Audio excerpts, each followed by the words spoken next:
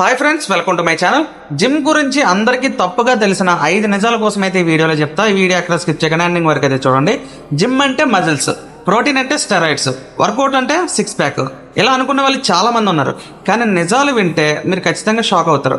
ఈరోజు మనం జిమ్ గురించి, ఫిట్నెస్ గురించి, మనకు తెలిసిన అబద్ధాల గురించి అయితే తెలుసుకుందాం. So number 1, protein.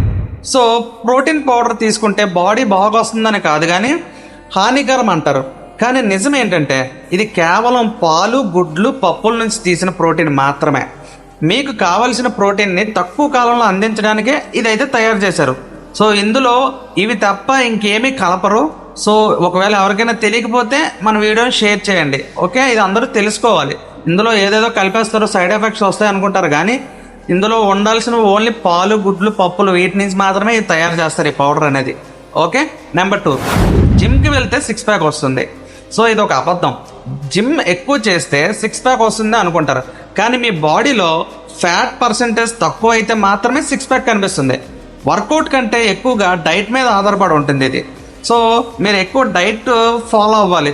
Fat తగ్గించుకుంటేనే 6 pack వస్తుంది. అంతేగాని మీరు జిమ్కి పోయి అంత చేసుకున్నా మీకు 6 ప్యాక్ రావట్లేదంటే మీరు కొంచెం డైట్ మీద అయితే కాన్సన్ట్రేట్ అయితే చేయండి, ఓకే? నెంబర్ 3, అమ్మాయిలు జిమ్ చేస్తే బలంగా మారిపోతారు అంటారు.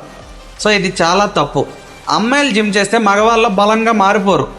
సో కానీ మహిళల్లో టెస్టోస్టెరాన్ తక్కువగా ఉంటుంది, అంటే మజిల్ బిల్డింగ్ కష్టం అయిపోతుంది. సో జిమ్ వల్ల వారి శరీరం ఫిట్గా, టోన్గా మారుతుంది, కానీ బల్కీగా అయితే మారదు, ఎప్పటికీ మారదు. నెంబర్ 4, రోజు జిమ్ చేస్తే బాడీ బ్రేక్ అవుతుంది. సో డైలీ జిమ్ చేస్తే బాడీ అలసిపోతుందట. అయితే మీకు సరైన రికవరీ, నిద్ర, పోషణ ఉంటే రోజు వర్కౌట్స్ చేయడమే కష్టమేమి కాదు.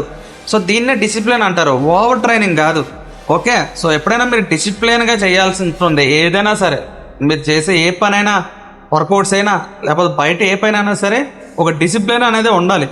సో ఆ డిసిప్లిన్ ఉంటే మీకు ఇలాంటి వర్కౌట్స్ ఏం పెద్ద కష్టమేం కాదు. సో మీరు జిమ్కి వెళ్ళగానే ఫస్ట్ అనేది డిసిప్లిన్ నేర్చుకోవాలి. సో దానివల్ల మీకు ఏ ప్రాబ్లం ఉండదు, ఏ అలసిపోవడం ఉండదు, ఏమి ఉండదు, ఓకే? నెంబర్ 5, జిమ్లో నిజంగా ఏం నేర్చుకోవాలి అసలు? సో జిమ్ అంటే కేవలం బాడీ కాదు, మన బ్రెయిన్, డిసిప్లిన్ అన్నీ కలిపిన ప్రాసెస్ ఇది. సో ఇక్కడ మన బలహీనతపై గెలుస్తాం. సో ప్రతిరోజు ఒక కొత్త మనిషిగా మారుతాం. సో మీరు జిమ్కి వెళ్ళండి, ఈరోజు వెళ్ళండి, రేపు వెళ్ళండి, అలా 1 మంత్ వరకు వెళ్ళండి. సో 1 మంత్ తర్వాత మీకు బాడీ చేంజ్ అవుతూ ఉండడం వల్ల మీకు మీరే కొత్తగా కనిపిస్తారు.